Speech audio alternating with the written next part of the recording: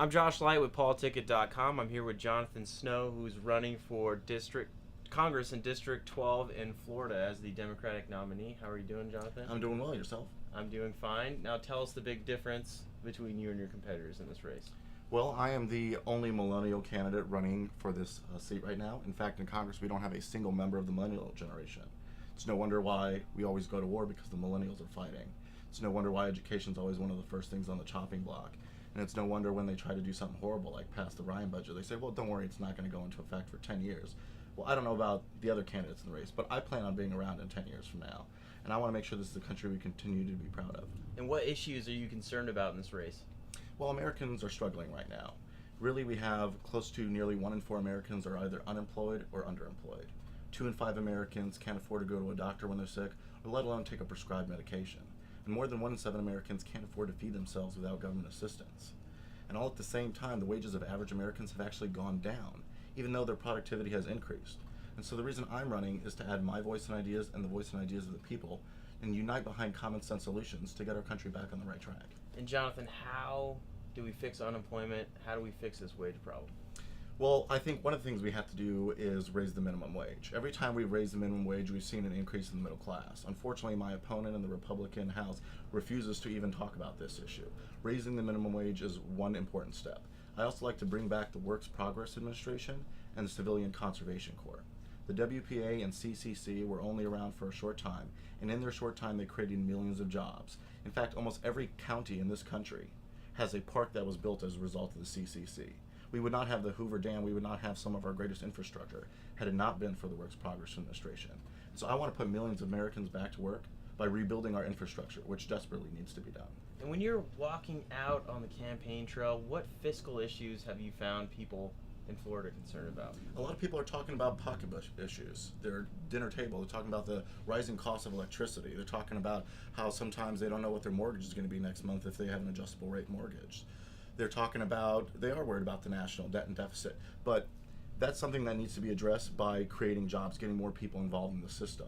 When somebody loses their job, then they're going to be collecting unemployment benefits. They're going to be using COBRA insurance. They're going to be possibly using food stamps and other types of government benefits. That increases the deficit and the amount of money the federal government has to spend.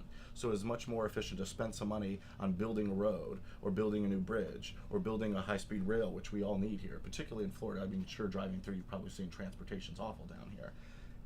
You spend that money that way, you put Americans back to work, and you save money in the long run. In District 12, what social issues are people concerned about? I think people right now are talking a lot about women's issues, because we've seen Romney, we've seen Ryan, and even my opponent Bilirakis standing up for these radical positions that their party has pushed them towards. When I first got into this race, I didn't think I'd be able to say, well, my opponent wants to ban birth control. But that's where we are right now. That the Romney, Ryan, and Bilirakis plan is to ban birth controls, to ban all types of abortion, even in cases of rape and incest. And so I think a lot of people are worried about this, particularly women and young men are thinking that this is not a party that represents them. How has your past experience prepared you for Congress? Well, I've been working in retail since I've been at least 14 years old, talking to people, meeting them from all across the country. I worked down in tourism area. I've worked also in the education sector. I was a substitute teacher for 2 years. And I think both of those actually have been really great preparation running for office.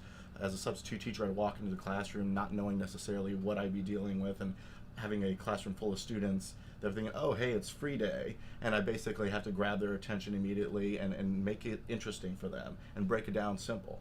And I know a lot of times I get feedback from their regular teachers saying, you know, they want you to come back. We'd love to have you come and teach. Are you using social media in this campaign?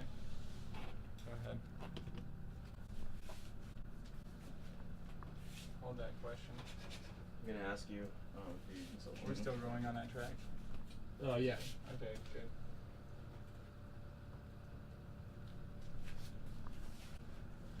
Okay. Are you using social media in this campaign? Absolutely. I've been using Twitter basically for responding to up-to-the-date minute what's going on relatively. I've been using Facebook to build, expand, and connect members of my friends, family, and other supporters out there. It's been a great way of using it also for sending out my blast emails for people who aren't necessarily signed up for the list. It's been a great way of communicating with other types of groups. And I actually have a blog talk radio show that I've been using to host telephone town halls and take questions live from voters who don't necessarily want to take time to write a letter or send an email, which is another thing that Twitter and Facebook have been good for. That the down to the minute, particularly younger people, they don't want to sit there and write a long letter or a long email to some candidate for office. They just want a quick answer. Where do you stand on this issue? And that provides me an opportunity to be able to do that. And do you find a lot of people using these? I do find a lot of ordinary people using these. Among the candidates, I know a lot of people are afraid to go there because everything for them has to be seen through the guise of what is politically correct, politically astute. I do it as an ordinary person would. I put forward what I would think, I put forward what I believe, and the politics be damned. I think we needed people to stand up and show who they really are, and social media offers an opportunity to do that. Have you endorsed a presidential candidate? I have. I am fully supporting President Barack Obama. He is the only choice as far as I'm concerned. He is the clear choice. He has been a proven leader, and I would be honored to work with him. What we've had, unfortunately, is we had a Congress that has been trying to stop him every single step of the way. If you look at the number of filibusters, it's unprecedented, and they're filibustering everything.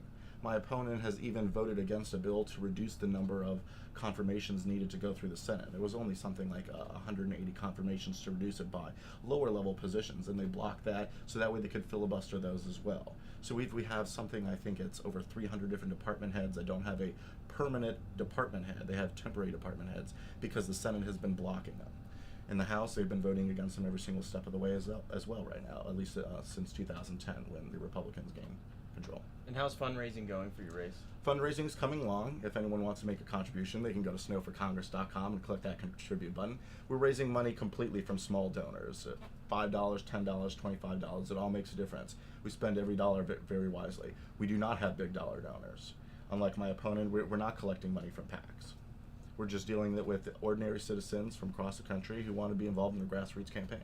How is your campaign going? It's come along very well. We've been contacting voters, setting up our calling system, and anyone who wants to get involved can contact me through the website to be able to do that. We have a calling system set up from home. We're doing that. I can say that I'm very confident that we'll win over the vast majority of Democrats. I believe we're going to win over many independents, and we're going to win over the small percentage of reasonable Republicans. And where can people go to learn more about you? They can go to my website, which would be snowforcongress.com. They can find me on Facebook, which would be facebook.com/snowforcongress. And they can find me on Twitter at Jonathan M. Snow. Thank you, Jonathan. Thank you very much. I appreciate this.